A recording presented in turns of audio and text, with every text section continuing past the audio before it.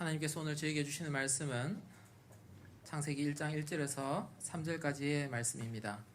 창세기 1장 1절에서 3절까지의 말씀을 우리가 짧으니까 한 목소리로 한번 읽으면 좋겠습니다. 시작. 태초에 하나님이 천지를 창조하시니라. 땅이 혼돈하고 공허하며 흑암이 깊음 위에 있고 하나님의 영은 수면 위에 운행하시니라. 하나님이 이르시되 빛이 있으라 하시니 빛이 있었고. 아멘. 유튜브가 있어서 참 좋은 것 같아요. 그 말씀을 좋아하시는 분은 하루 종일 말씀을 들어도 이게 자동 추천 기능이 있어가지고 자 이렇게 하고, 또 뭐 애들 옆에 보니까 애들이 만화를 이렇게 보니까 제 계정으로 자동으로 만화가 자꾸 이게 올라와요. 만화가. 그래서 이게 유튜브가 좋기도 하고, 근데 이제 안 좋은 거 보면 계속 이게 안 좋은 게로 돌겠다 이런 생각이 들더라고요. 이게 확증 편향이 될 수 있겠다 싶기도 한데, 이 유튜브를 제가 이렇게 여러 일에 보다 보면 아이고 이단들도 얼마나 유튜브에 이렇게 활개를 치고 막 이렇게 하는지 잘못된 이 정보를 막 이렇게 나르는 거예요. 그래서 이제 그거를 이렇게 접하신 분들은, 제가 포항에 있을 때도 어떤 집사님인데 이 와서 나한테 묻는 거예요. 목사님, 그 사도신경이 문제가 많다면서요? 뭐 이런 거예요. 또 이상한 걸 하나 보시고 오셔가지고. 근데 사도신경에 대해서 말씀을 좀 우리가 옛날에 한번 2년 전에 봤는데 한 번 더 정리할 필요가 있겠다라는 생각이 듭니다. 워낙 이제 악용하는 사례가 있는데, 이단 여러분이 사도신경을 이렇게 우리는 중요하다고 생각을 하는데, 그럼 혹시 이사를 가거나 우리 아이들이 또 서울이나 또 다른 데서 대학을 다니지 않습니까? 예대하고 이단 가지 말고 정통교회 가라 하면 우리 간판을 보고 가요. 대한예수교 장로회. 근데 재밌는 것은 이단도 다 대한예수교 장로회 이렇게 적어놨어요. 다 꼭 구분할 수는 없지만 그 바로미터 중에 하나가, 제가 봤던 이단들은 다 사도신경을 안 해요. 안 합니다. 그 신천지도 안 하고요. 장길자를 어머니 하나님으로 모시는 하나님의 교회, 그 아주 세력이 대단한데 거기도 사도신경을 하지 않습니다. 왜냐하면 여기는 이단을 걸러내는 그 요소가 사도신경 안에 들어있고, 유일하게 정통교단 중에 사도신경을 하지 않는 곳은 침례교회입니다. 침례교회는 그 교회 역사상 걔들은 그쪽은 그런 배경을 좀 가지고 있습니다. 오늘 그것을 다 설명드릴 수 없어서 역사적 배경을 조금 아시고 이렇게 하면 좋겠다라는 생각이 들고, 그래서 이제 그 이단들이 주로 하는 이야기가 사도신경은 이제 필요 없다라고 부인하고 싶으니까, 정통교회에서 받아 자란 사람은 다 사도신경이 중요하다고 생각하는데 이단들은 이렇게 이야기를 해요. 주로 하는 멘트가 몇 가지가 있어요. 한 3가지 정도 있는데, 그 중에 하나가 사도신경 그거 사도가 썼습니까? 이런 물어봐요. 그럼 이제 우리가 이렇게 보통 사도신경만 외우시고 이렇게 역사적 배경을 이렇게 못 들어보신 분들은 사도가 쓴 거 아니에요? 이러면요, 이게 낚인 거예요. 사도신경은 사도가 쓴 게 아닙니다. 사도가 쓴 게 아닌데 이름 우리가 사도신경이라고 붙였어요. 붙인 것도 또 다 이유가 있는 것인데, 우리가 일단 최초의 신앙 고백을 한번 보도록 하겠습니다.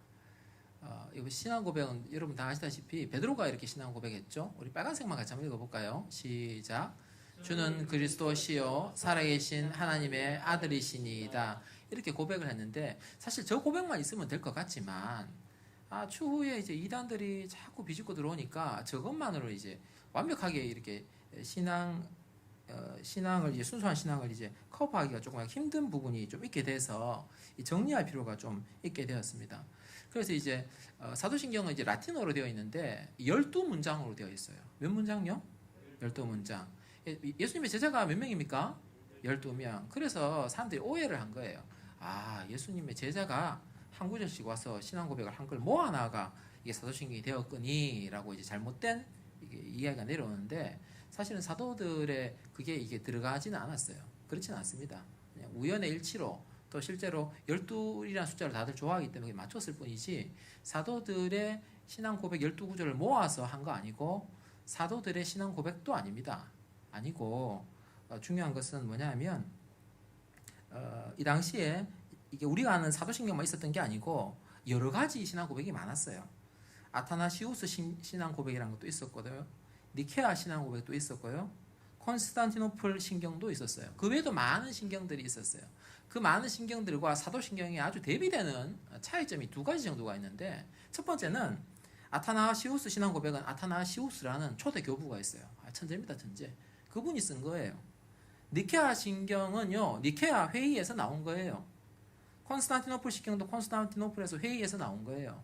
다 사람들이 회의나 유명한 학자가 이렇게 집필해서 쓴 거예요. 근데 사도신경은요, 누가 썼는지 몰라요. 그러니까 한 번 회의에서 만들어진 게 아니에요. 그러니까 이단들이 주로 이제 로마 캐톨릭이 이단이라고 생각하는 사람들은 그걸 공격하는 거예요. 아, 사도신경 그 로마 캐톨릭이 만들었는데 그거 다 잘못된 거지. 교황청에서 만든 거잖아. 라고 말하는 것은 이게 지금 수박 거달기, 역사를 모르는 사람이에요. 뭐냐면 사도신경은요, 제일 처음에 교회 안에 등장하게 된 거는요, AD 200년에 등장합니다. 숫자를 잘 기억하십시오. 200년. 완성이 된 거는 700년에 완성이 돼요. 그러니까 몇 년이 걸립니까? 완성되는 데까지? 500년. 이게 중요해요. 여러분, 조선왕조가 몇 년입니까? 500년. 여러분, 500년이라는 시간이 정말 중요한 거예요. 왜냐하면요, 500년 기간이라는 것은요, 어떤 절대자가 있다 하더라도 그 왕이 그걸 컨트롤할 수 없어요. 500년이라는 역사를. 어떤 조직이 있다 하더라도 그 조직이 500년간 존속되지 않습니다. 바꿔 말하면 어떤 한 사람이나 어떤 하나의 회의가 그것을 결정한 것이 아니라는 거예요. 그 500년의 기간 동안에 이 계속 바뀌어요. 바뀌어서 나중에 확정이 되는데, 그래서 이제 성경을 깊이 연구한 학자들은 하나님이 이 가운데 성령으로 개입하셨다, 성령께서 역사하셨다라고 이렇게 보는 거예요. 그래서 초대 교회 성도들이 이제 이단과 싸우면서 만들어낸 게 사도신경입니다. 누구와 싸우면서요? 예, 이단과 싸우면서 만들어낸 거예요. 그래서 이제 이단을 이렇게 배격하는 요소들이 안에 들어가 있기 때문에 이단들은 다 이 사도신경을 하지 않습니다. 왜냐하면 이제 교주를 만들어야 되니까 이만희를 하나님으로 만들어야 되고, 그 하나님의 교회라고 이야기하는 장길자를 어머니 하나님 만들어야 되는데 사도신경이 들어가면 안 되니까 걔들은 그것을 하지 않는 것입니다. 그래서 우리가 사도신경이 필요했던 이유를 이렇게 보시면 같이 한번 읽어봅시다. 시작. 사도신경이라고 이름 붙인 이유는 사도들이 만들었기 때문이 아니라 사도신경의 내용이 사도들이 전한 복음의 내용과 일치하기 때문입니다. 사도들이 전한 복음의 내용과 일치하기 때문에 우리가 사도신경이라고 이렇게 부른다는 것을 여러분 기억해 주시면 좋겠고요. 사도신경이 그렇게 이제 500년간에 걸쳐서 변천이 돼서 그 뼈대가 이렇게 있고요. 근데 계속 살을 덧붙여 나가요. 조금씩 변화가 되게 되는데, 그 이유 중에 하나가 크게 한 3가지가 더 있습니다. 더 있는데 다 말씀드릴 수가 없어서 크게 3가지만 말씀을 드리자면, 첫째 이렇습니다. 초대교회에 수많은 이단들이 발생하니까 기독교의 순수한 진리를 보존하기 위해서 이것을 이렇게 정리하게 됐습니다. 처음에 AD 100년까지는요, 이 필요성을 못 느꼈습니다. 왜냐하면 이 제자들이 다 살아 있었어요. 예수님께서 AD 30년에 십자가에 못 박혀서 이제 부활 승천하시고 난 다음에 제자들은 다 예수님이 곧 오신다고 생각을 했어요. 내가 곧 오리라 말씀하셨기 때문에. 그러니까 이제 뭔가 기록을 남길 필요를 못 느꼈던 것이고, 예수 그 가짜다, 예수는 그 영이지 육신이 없다라고 주장하는 사람 어떻게 등장을 하면 뭔 소리 하노? 사도님이 살아계시다 지금 여기. 다 변증이 되는 거예요. 또 사도 밑에를 속사도라 그래요. 예를 들면 베드로에게 배운 사람들, 요한에게 배운 사람들, 속사도까지도 괜찮았어요. 다 살아있으니까. AD 100년까지는 아무 문제가 없었어요. 뭐 물어보면 다 즉각 즉답을 할 수 있습니다. 그 오병이고 말이 돼요? 어떻게 보리토 5개 먹고 어떻게 여기 돼요? 라고 이야기를 하면 증인이 계십니다. 이렇게 되니까 다 디펜스가 되는데, 방어가 되는데, 이 사도도 이 세상을 떠나고 속사도도 세상을 떠나기 시작하고 나서 이 이단들이 등장을 하는데, 이게 변증되기가 어려운 거예요. 이렇게. 왜냐하면 여러분 아시다시피 구텐베르크가 금속 활자를 발명하기 이전까지는 우리가 가지고 있는 이런 식으로 성경이 되어 있지 않지 않습니까? 그러니까 이제 정말 그 당시에 문자를 안다는 것도 쉬운 일이 아니고, 대부분의 사람은 다 까막눈입니다. 문맹률, 글씨를 읽을 줄도 모르고 쓸 줄도 모르는 사람이 대부분인데, 글씨를 읽을 수 있고 쓸 수 있는 사람은 아주 고학력자예요. 이 사람이 1년 내에 적어도 이거 한 권을 적기가 어렵다고 이야기했습니다. 바꿔 말하면 이게 교회당 한 권도 있을까 말까인 거예요.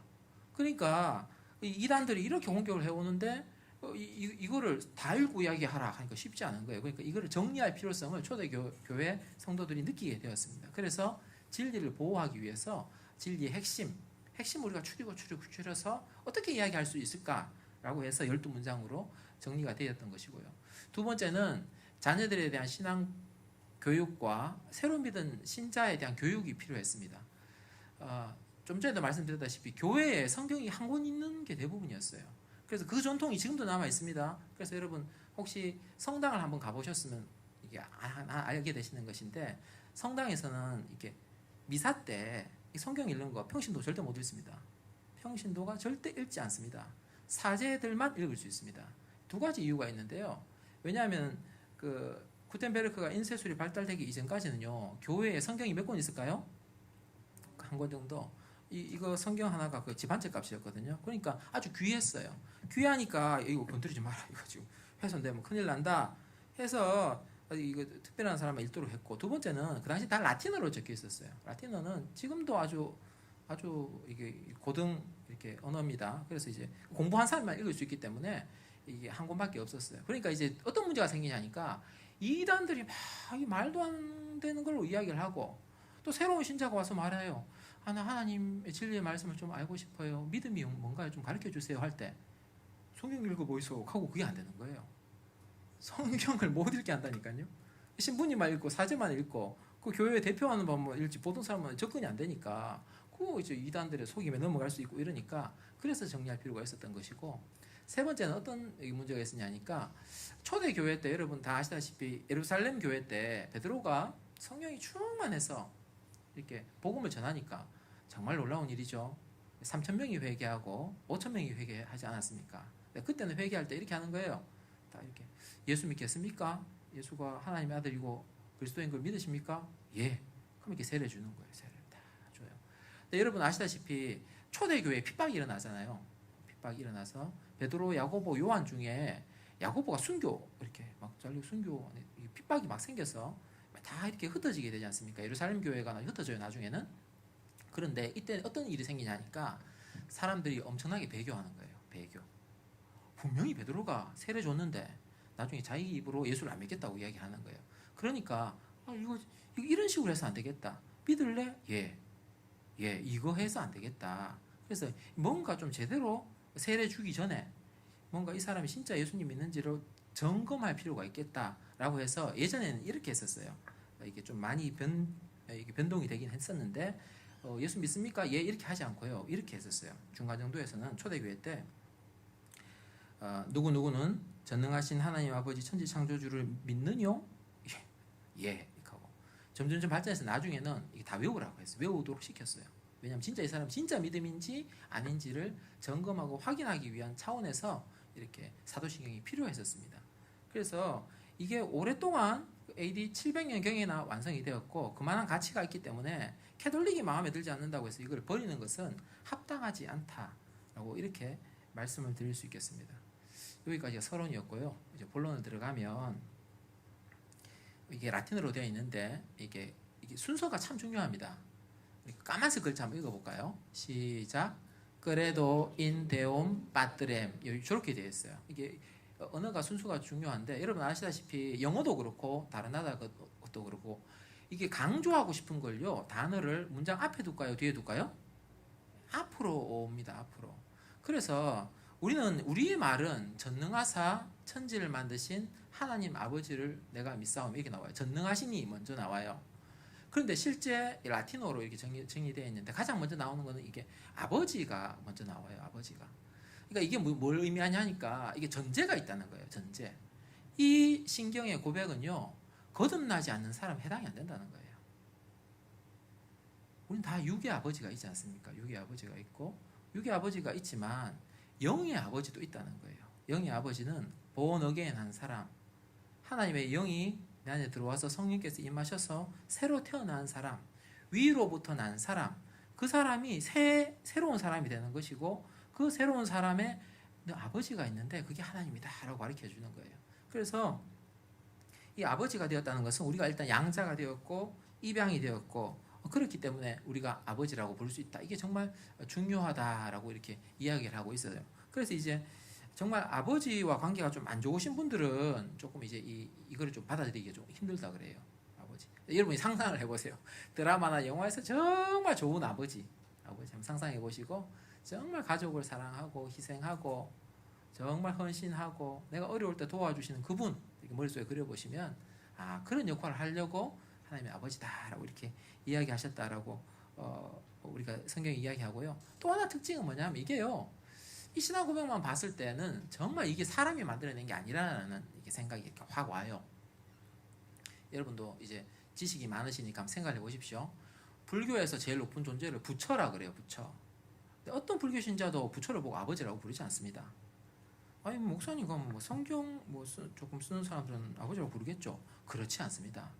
여러분 알다시피 그 회교도들, 무슬림들도 거의 구약의 일정 부분은 똑같이 씁니다. 구약 다는 아니지만 일정 부분을 똑같이 써요. 근데 그들도요 알라를 아버지라고 부르지 않습니다.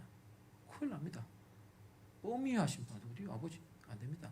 여러분 아시다시피 힌두교도들도 힌두교의 가장 높은 신을 브라마라 그럽니다. 브라마를 보고 아버지라고 하지 않습니다. 다른 모든 종교는요 절대자를 보고 아버지라고 부르지 않는데 유일하게 우리 기독교만이 하나님을 뭐라고 부릅니까? 아버지라고 부른다는 거예요. 이게 사람이 만들어낸 게 아니에요. 하나님께서 알려주신 것이고 하나님께서 깨닫게 하신 것이고 아 너희 영혼을 만든 영혼의 존재가 나다. 너희가 이 땅에 살지만 너희가 육신만 있는 게 아니고 네 영혼이 나중에 나한테 다시 돌아올 거다 라고 이렇게 인사이트를 주시는 거고 알게 하시는 것을 우리가 보게 됩니다. 그래서 그 다음 구절이 이렇게 되어 있습니다. 제가 한번 또 읽어보겠습니다. 그래도 인테움 파트렘 옴니포텐템이라고 되어요. 그러니까 아버지 다음에 나오는 게 전능하신이라고 나와요. 전능하신 다음에 뒤에 콜론이 2개 있습니다. 점이 2개 찍혀 있는 게 보이시죠? 그럼 어떤 부분에 있어서 전능하냐라고 이제 설명을 이렇게 하는 거예요. 어떤 부분에 있어서 전능하냐라고 이야기할 때 이렇게 이야기를 하고 있습니다. 제가 밑에 줄 한번 읽어보겠습니다. 크리아토렘 첼리 에트 테레 창조하셨다. 뭘 창조하셨냐면 천국과 땅을 창조하셨다라고 이야기를 하는 거예요. 아유, 목사님 다 아는 건데요. 근데 이제 이런 의미가 있는 거예요. 여러분 우리가 우리나라를 표현할 때 이런 표현을 씁니다. 백두에서 한라까지라는 표현을 쓰죠. 그죠? 예, 백두에서 한라까지. 그럼 이제 어떤 사람도 그렇게 생각하는 사람은 없어요. 아 이거는 백두산과 한라산만 우리나라 땅인가? 그렇지 않지 않습니까? 백두산부터 시작해서 한라산까지 그 중간에 있는 모든 것이 우리나라 땅이라고 표현하기 위해서 백두에서 한라까지라고 쓰지 않습니까? 동일하게 천국과 우리가 지금 발을 딛고 있는 이 땅을 이야기할 때는요. 보이지 않는 세계부터 네가 지금 보고 있는 그 세계까지 모든 것을 창조한 그 창조주가 바로 나다라는 의미가 있는 것입니다. 할렐루야. 예. 그러니까 하나님께서 이제 정말 전능하신 분이시고, 그러니까 이 창조라고 이야기할 때 2가지 창조가 포함되죠. 시간의 창조자, 시간, 공간의 창조자. 나중에 이걸 한번 이야기할 기회가 있으면 좋겠는데요.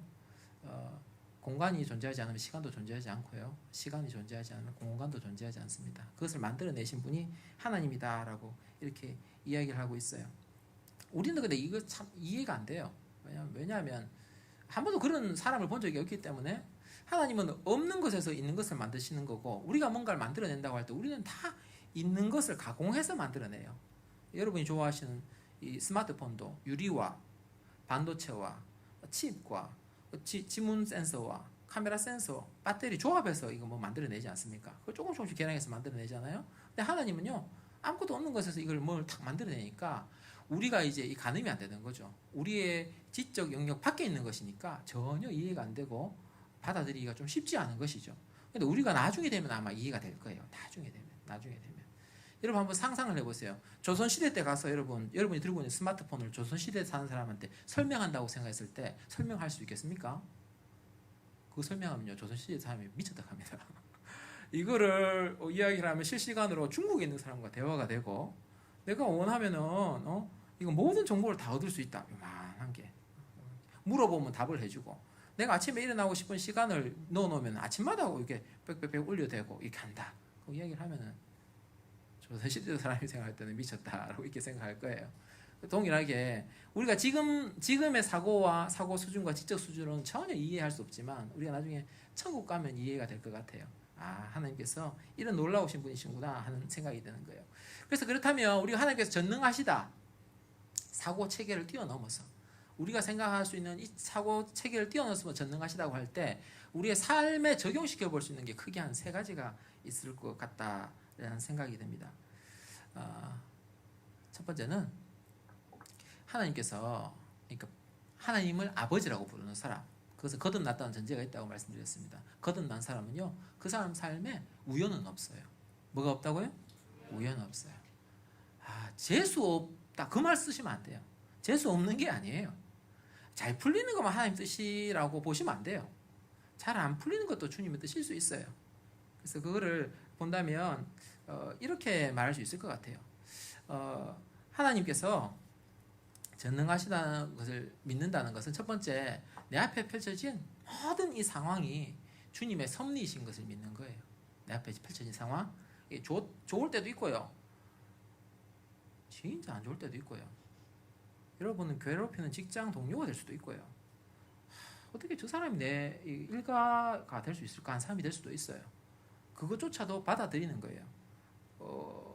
성경에 보시면 여러분 사도행전 18장 1절 2절에 보면 브리스길라와 아굴라가 사도 바울을 만나는 장면이 등장을 합니다. 사도행전 18장 1절 2절에.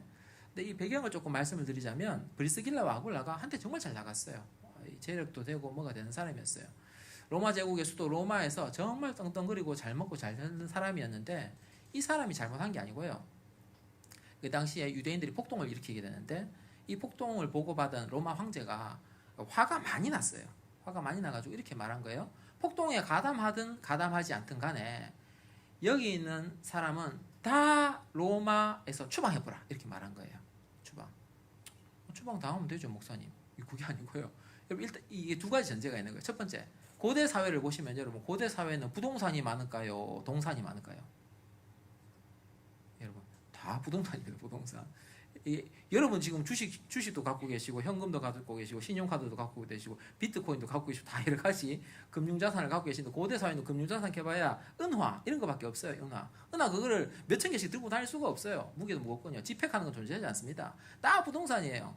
땅, 농사 지을 수 있는 땅, 집, 자신의 가게 추방하라는 건요. 그거 다 놔두고 오는 거예요. 순식간에 알거지가 되는 거예요. 알거지가 돼서 브리스길라 아굴라는 로마 제국 수도 로마에서 쫓겨나서 고린도까지 흘러 들어오게 돼요. 얼마나 비참했을까요? 순식간에 알거지 된다는 생각해 보이세요, 여러분? 있던 재산 다 털털 털고 필리핀으로 딱 몸만 간다고 생각해 보십시오. 얼마나 비참할까요? 그런데 이게요, 놀라운 하나님의 섭리예요. 거기서 사도 바울을 만나게 되고 이들이 돈을 위해 살아가지 않고 하나님의 나라를 위해 살아가서 로마서에도 등장을 하잖아요.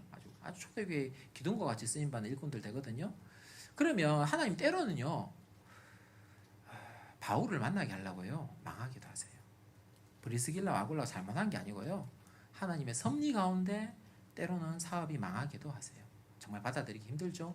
근데 우리는 늘 그래요. 우리는 앞에 뭐가 재산이 많이 늘어나고 뭐가 잘 되는 것만 좋다고 생각하는데 때로는 하나님 뜻이 그렇지 않다.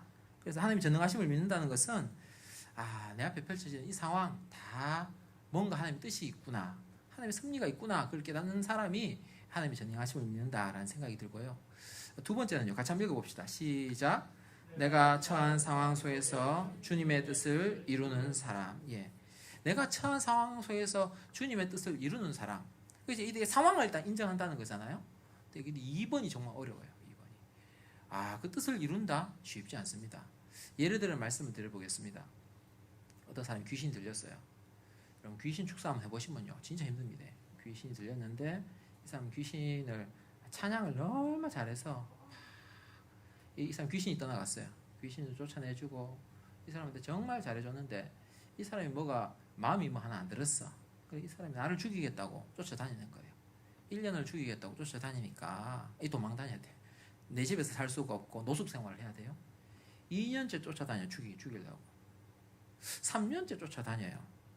재밌는 거는요, 나를 죽이겠다는 이 사람도 하나님을 믿는 사람이고 도망다니는 나도 하나님을 믿는 사람이에요. 그러면 여러분 어떤 마음이 드세요?